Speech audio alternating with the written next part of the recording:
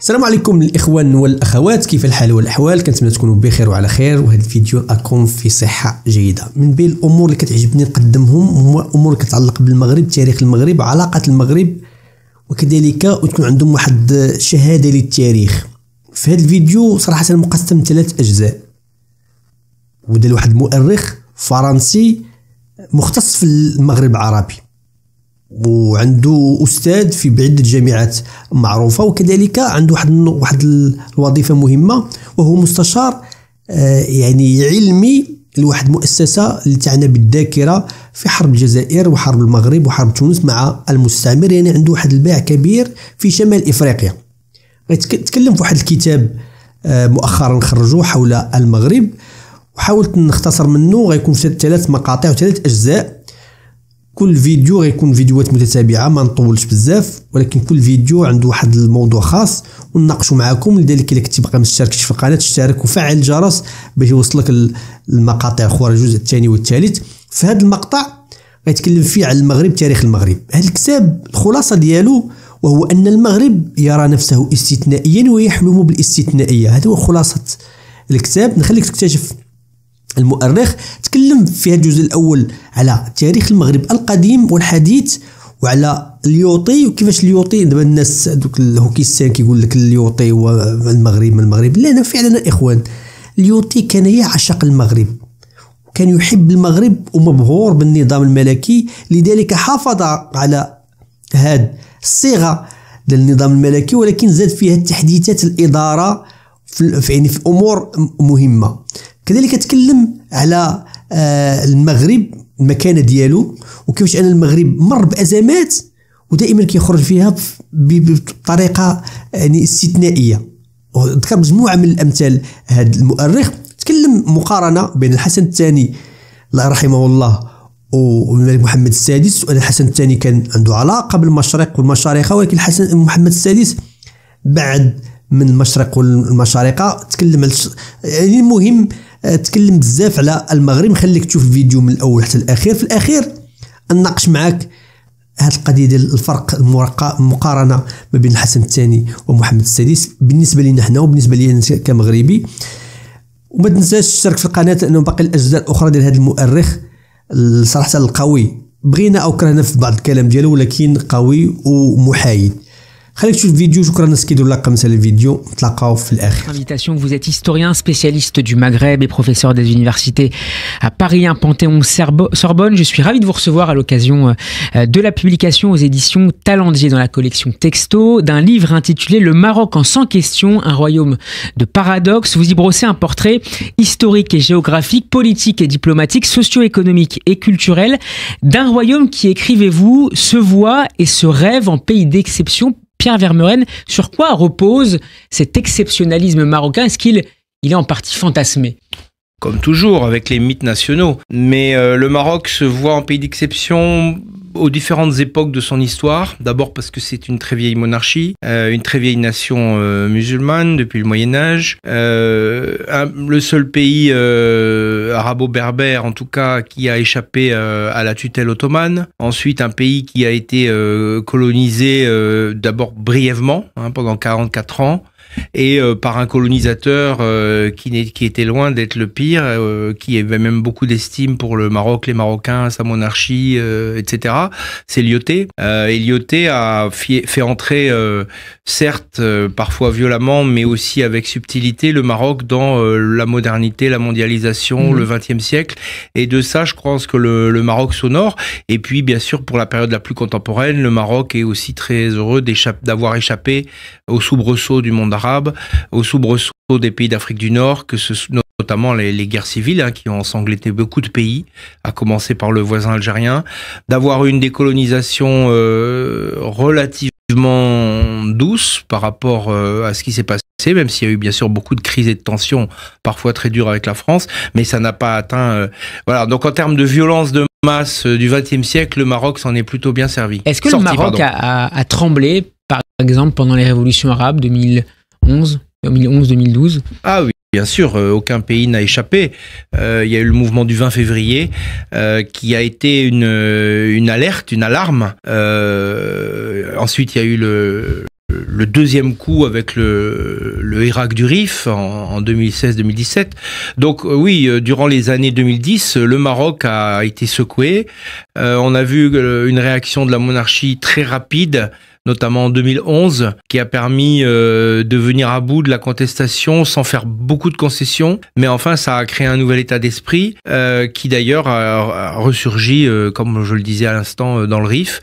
Oui, bien sûr, le Maroc n'échappe pas à son temps, aux alertes, pas plus qu'il n'a échappé aux attentats. On se rappelle les attentats de Casablanca dans la décennie précédente, etc. Mais néanmoins, il s'honore d'avoir un mode d'être au monde particulier dans sa région, en Afrique, et notamment dans ses relations avec l'Union européenne. Est-ce que le Maroc de Mohamed VI peut toujours revendiquer une forme de centralité géopolitique au carrefour de l'espace occidental et du monde arabe ?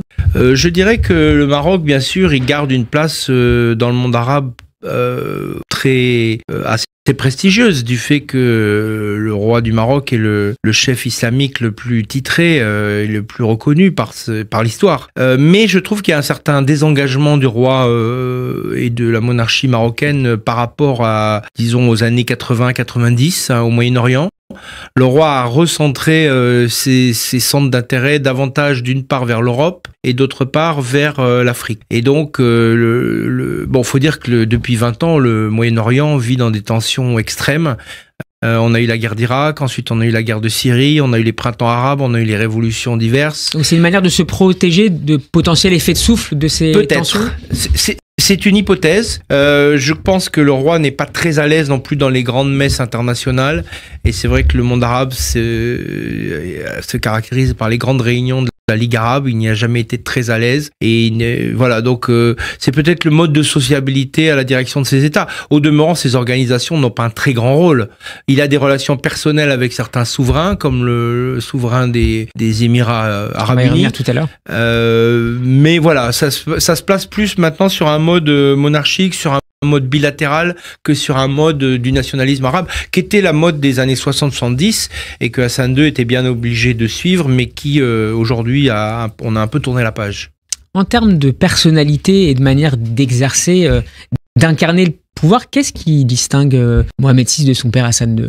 C'est un roi très secret, qu'on connaît peu parce qu'il s'exprime peu dans la presse, dans les médias, pour ainsi dire jamais en réalité, malgré bien sûr les célébrations officielles avec des lectures de discours, j'allais dire académiques, mais c'est un roi dont on parle beaucoup bien sûr dans les médias marocains, mais il n'a jamais fait de confession à la presse marocaine.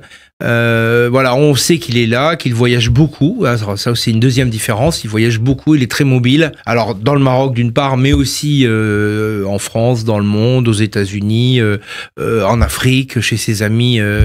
Actuellement, on dit qu'il se fait construire une résidence à Zanzibar.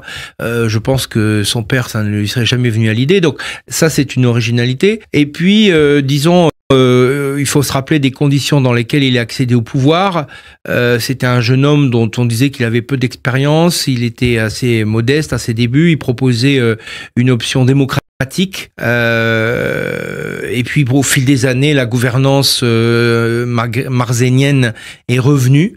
D'autant plus qu'il a fallu affronter beaucoup de crises, à la fois avec une fermeté et un certain tact, parce que il y a eu les attentats, il y a eu la crise mondiale économique de 2008. Il y a eu encore une fois, il y a eu 2 tremblements de terre. Il y a eu le printemps arabe. Il y a eu les tensions du Rif. Il y a eu le Irak algérien. Enfin, ça, plus la guerre en Syrie. Donc ça fait quand même beaucoup, les attentats en Europe. Donc tout ça a secoué. En fait, on a une gouvernance de crise, mais c'est une gouvernance relativement modeste. Il n'y a pas de mise en avant. Le roi a plutôt a priori une personnalité modeste. Il ne s'affiche pas dans les médias comme son père était très autoritaire, affichait beaucoup son impérium. C'est beaucoup moins le cas de son fils. Donc c'est un peu ça. Mais sur le fond, les fondamentaux de la gouvernance du Marzen, c'est-à-dire de l'appareil d'État, du gouvernement, des conseils du roi, il n'y a pas de différence fondamentale, si ce n'est bien sûr qu'il y a eu une rupture avec les grandes violences qu'on a connues dans les années 70-80 par exemple. يعني كما شفتوا الاخوان يعني داك الشيء كي قالوا مهم كاين بزاف الناس اللي ما كيعرفوش خصوصا الجيران ديالنا ما كيعرفوش بعض الامور على تاريخ المغرب وان المغرب راه دوله ضاربه في القرون واستثنائيه وحنا ديما كنقولوها المغرب في الشوكه، والشوكه في واحد المفترق طرق يعني ساوي التمام. بالنسبه للمقارنه بين الحسن الثاني رحمه الله ومحمد السادس، الاخوان كاين واحد الخطاب دائما كنفكر دائما نعز عليه الخطابات ديال الحسن الثاني. كان قال واحد الخطاب في واحد السؤال كنسولوا ليه ماذا تنصح ابنك ولي العهد محمد السادس؟ قال لهم هذه الجمله اللي ما عمرها غتنسى لنا وربما غادي تفكروها نتوما. لو ستيل سي لام. انا ما بغيتش الامور تكون سهله بالنسبه ليه، ما بغيتش الامور تكون صعبه بالنسبه ليه، بغيت الامور يسيرها بطريقته بالستيل ديالو. لو ستيل سي لام. حنا كنشوفوا تبارك الله الملك محمد السادس عنده واحد الستيل ديالو مختلف على الحسن الثاني، لكن الحسن الثاني ارتجالي في الكلام، كيتكلم بامور ربما قوي في بعض المواقف، يتدخل في بعض المواقف خصوصا كما قال المؤرخ في الشرق الاوسط. كنشوفوا ان محمد السادس عنده اولويات اخرى، خدم المغرب من الداخل وعلاقه المغرب بافريقيا، وانا اعتقد الدكتوراه ديالو حول افريقيا، كيفاش انه حاول يخدم الدبلوماسيه ديال المغرب مع افريقيا كذلك اوروبا، واهتم الشق الاجتماعي. محمد الحسن الثاني كان عنده اكراهات اخرى، والحسن ومحمد السادس عنده اكراهات اخرى، وكان يسمى بملك الفقراء. وحتى في الخطابات ديالو كيتكلم بالورقه، ما كيرتجلش، عنده امور مرتبه قدامه. كتب لي في التعاليق اشنو بان لك وشنو الفرق اللي كيبان لك انت بين الحسن الثاني ومحمد السادس، كذلك شنو بان لك في هذا الكلام اللي قال المؤرخ حول المغرب القديم والحديث. ما تنساش انه راه باقي غيتكلم على المغرب في علاقته باسرائيل وفرنسا والدبلوماسيه المغربيه في الاجزاء المقبله. لذلك اللي كنتي مازال مشتركش في القناه اشترك باش يوصلك الجديد، فيديوهات غينزلوا تباعا. للقاء فيديو اخر، تهلاو.